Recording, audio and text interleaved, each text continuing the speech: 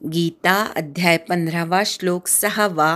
न तद्भासयते सूर्यो न शशांको न पावकः यद्गत्वा न निवर्तन्ते तद्धाम परमं मम. न तद्भासयते सूर्यो, तद्मधल्या तवर आघात, सुदीर्घ आहे. न तद्भासयते सूर्यो न शशांको न पावकः यद्गत्वा, यवर आघात, गवर आघात, यद्गत्वा न निवर्तन्ते, वर्तन्ते मधल्या ववर आघात, तद्धाम, तवर आघात, परमं मम, अनुस्वाराचा म.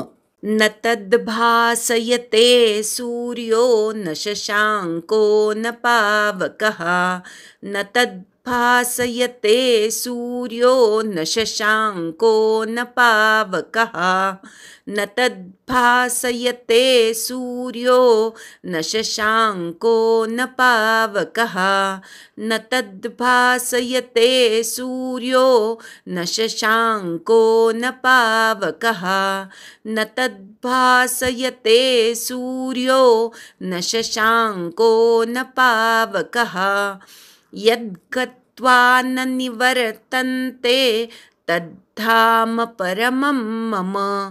यद्गत्वा न निवर्तन्ते तद्धाम परमं मम.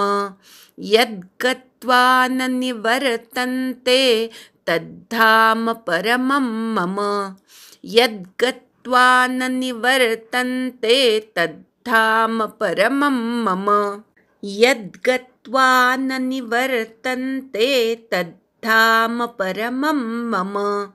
न तद्भासयते सूर्यो न शशांको न पावकः यद्गत्वा न निवर्तन्ते तद्धाम परमं मम. संधि विग्रह. न तत् भासयते सूर्यः न शशांकः न पावकः यत् गत्वा न निवर्तन्ते तत् धाम परमं मम. न म्हणजे नाही, तत् म्हणजे त्याला, भासयते म्हणजे प्रकाशित करतो, सूर्यः म्हणजे सूर्य, न म्हणजे नाही, शशांकः, शशांक म्हणजे चंद्र, न म्हणजे नाही, पावकः म्हणजे अग्नी, यत् म्हणजे जे किंवा ज्याला, गत्वा गेल्यानंतर, न म्हणजे नाही, निवर्तन्ते म्हणजे संसारात येतो, तत् म्हणजे ते, धाम म्हणजे धाम, परमं म्हणजे श्रेष्ठ, मम म्हणजे माझे. अन्वय. यद्गत्वा न निवर्तन्ते तत् न सूर्यः भासयते न शशांकः भासयते न पावकः भासयते तत् मम परमं धाम अस्ति. ज्या परमधामाला गेल्यानंतर मनुष्य पुन्हा संसारात जन्माला येत नाही, त्या स्वयंप्रकाशी परमपदाला किंवा त्या पदाला सूर्य प्रकाशित करू शकत नाही, चंद्रही प्रकाशित करू शकत नाही आणि अग्नीसुद्धा प्रकाशित करू शकत नाही. ते माझं परमधाम आहे. आपण आत्तापर्यंत 1 ते 5 श्लोकांमध्ये परमात्मधामाचा शोध कसा घ्यावा, कोण कोण मध्ये वाटेत लागेल, तो सर्व भाग आपण आत्तापर्यंत बघितला. असंग शस्त्राच्या द्वारे संसाराचं किंवा अज्ञानरूपी मूळ छेदून त्यानंतर चांगल्या प्रकारे त्या परमात्मपदाचा शोध घेतल्यानंतर वाटेत मानमोह लागतील, संगदोष लागतील, या सर्वांना जिंकून घेऊन त्यांना पार करून पुढे अनेक कामना उत्पन्न होतील, त्यापासून सुद्धा निवृत्त होऊन अध्यात्मामध्ये नित्य स्थिती ठेवून सुखदुःख नावाच्या संज्ञेने युक्त असणाऱ्या द्वंद्वांपासनं चांगल्या प्रकारे मुक्त होऊन जे अमूढ लोक, जे ज्ञानी लोक त्या पदाला अव्यय पदाला जातात ते पद कसं हे या 6व्या श्लोकात सांगितलं. ते परमात्म पद किंवा ते तत्पद, तनोती इति तत्, ज्याने हे संपूर्ण विश्व व्यापलेलं आहे त्याला तत् म्हणतात.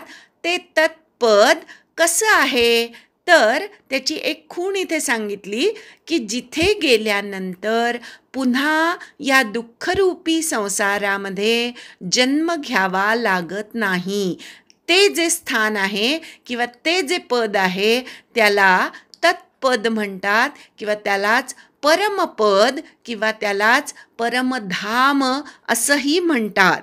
8व्या अध्यायातल्या 21व्या श्लोकामध्ये ह्याच परमधामाबद्दल भगवंतानी असं म्हटलेलं आहे की ती अक्षर गती आहे, परमगती आहे. तिथे पण त्याची खूण हीच सांगितली आहे की जिथे गेल्यानंतर, त्या परमधामाला गेल्यानंतर पुन्हा या संसारामध्ये मनुष्याला जन्म घ्यावा लागत नाही. न निवर्तन्ते, निवर्तणे म्हणजे जाणं आणि परत येणं, चक्र सतत चालू राहणं, ह्याला निवर्तणे म्हणतात. आणि एकदा का परमधामापर्यंत मनुष्य जाऊन पोहोचला की त्याला परत यावं लागत नाही. जायचं पुन्हा यायचं, जन्मायचं पुन्हा मृत्यू पुन्हा जन्म, याला निवर्तन म्हणतात. असं निवर्तन जिथे थांबतं ते भगवंताचं परमधाम आहे. अजून एक खूण भगवंत या श्लोकामध्ये सांगत आहेत. ते परमधाम कसं आहे याचं वर्णन कोण कोण करू शकत नाहीत किंवा कोण कोण त्या परमधामाला प्रकाशित करू शकत नाहीत ते भगवंत सांगतात.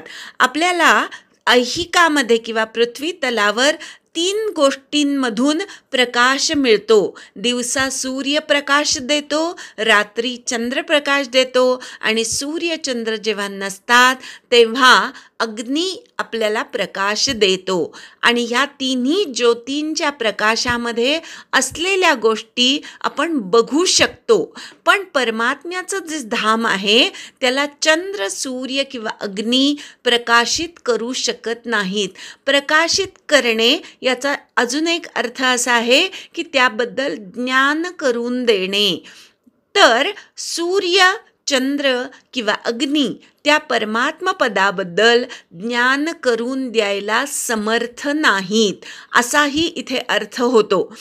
चंद्र, सूर्य आणि अग्नी या तीनही तेजांना तेज देणारं परमधाम आहे. आणि त्यामुळे ज्याच्यापासून या तिन्हीला प्रकाश मिळतो त्या परमधामाला हे तिघही प्रकाशित करू शकत नाहीत. त्यांच्याबद्दल, त्या परमात्म पदाबद्दल पूर्णपणे ज्ञान करून देऊ शकत नाहीत. हा एक अर्थ. अजून एक अर्थ ह्या ओळीचा असा होतो, सूर्य ही डोळ्याची देवता आहे आणि कित्येक गोष्टी आपण डोळ्यांनी बघून समजून घेतो. पण त्या परमात्म पदाला डोळ्यांनी बघणं शक्य नाही. म्हणून सूर्य डोळ्यांच्या मार्फत त्या परमपदाबद्दल ज्ञान करून देऊ शकत नाही. डोळ्यांनी ते परमपद दिसत नाही असा अर्थ. शशांक म्हणजे चंद्र. चंद्र ही मनाची देवता आहेत. काही गोष्टी आपण मननाच्या द्वारे समजून घेऊ शकतो. एखादी न समजलेली गोष्ट आपल्याला जेव्हा आपण पुन्हा पुन्हा त्या गोष्टीचं मनन करतो तेव्हा ती आपल्याला समजायला लागते.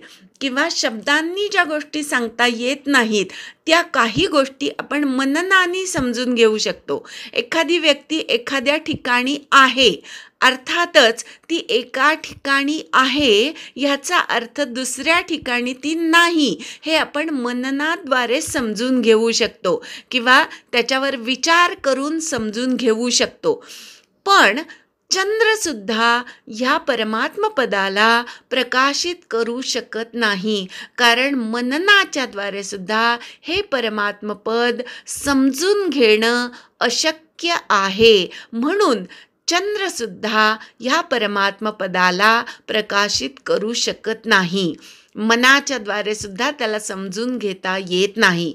तिसरी जी गोष्ट आहे तो म्हणजे अग्नी किंवा पावक तो अग्निसुद्धा ह्या परमपदाला प्रकाशित करू शकत नाही. वाणीची देवता किंवा शब्द आपण जे बोलतो त्या बोलण्याची देवता अग्नी आहे. आणि काही गोष्टी आपण अग्नीच्या द्वारे समजून घेऊ शकतो किंवा एखाद्याने आपल्याला शब्दांच्या द्वारे समजून सांगितलं की काही गोष्टी आपल्याला समजतात. म्हणजे एखादी गोष्ट शब्दांच्या द्वारे समजून घेण्यासाठी अग्नीची कृपा असावी लागते. पण इथे भगवंत सांगतात की अग्निसुद्धा या परमात्म पदाला प्रकाशित करू शकत नाही. शब्दांच्या द्वारे हे परमात्मपद उलगडून सांगता येत नाही. म्हणून भगवंतांनी इथे म्हटलेलं आहे की अग्निसुद्धा ह्या परमात्मपदाला प्रकाशित करू शकत नाही. अशा प्रकारे एखाद्या गोष्टीचं ज्ञान करून घेण्यासाठी ज्या ज्या देवतांची कृपा असावी लागते किंवा ज्या ज्या इंद्रियांच्या द्वारे आपण एखादी गोष्ट समजून घेऊ शकतो त्या त्या इंद्रियांच्या द्वारे किंवा त्या त्या देवतांद्वारे परमात्मपद उलगडून सांगता येत नाही. म्हणून भगवंत इथे म्हणतात की चंद्र, सूर्य आणि अग्नी त्या तत्पदाला प्रकाशित करू शकत नाही. त्या तत्पदापासून त्या परमात्मपदापासून चंद्र, सूर्य, अग्नी यांना प्रकाश मिळतो. ते ह्याच अध्यायामध्ये पुढे येणार आहे.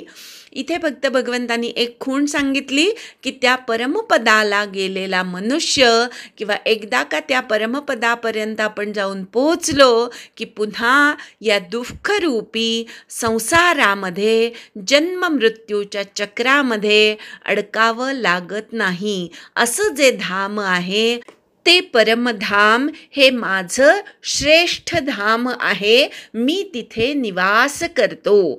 आत्तापर्यंतच्या 1 ते 6 श्लोकांमध्ये भगवंताने स्वतःचं परमधाम कसं आहे, त्या परमधामाला येण्यासाठी काय काय केलं पाहिजे तो सर्व भाग उलगडून सांगितलेला आहे. एकदा श्लोक म्हणूया आणि थांबूया. न तद्भासयते सूर्यो न शशांको न पावकः यद्गत्वा न निवर्तन्ते तद्धाम परमं मम. हरि ओम तत्सत्.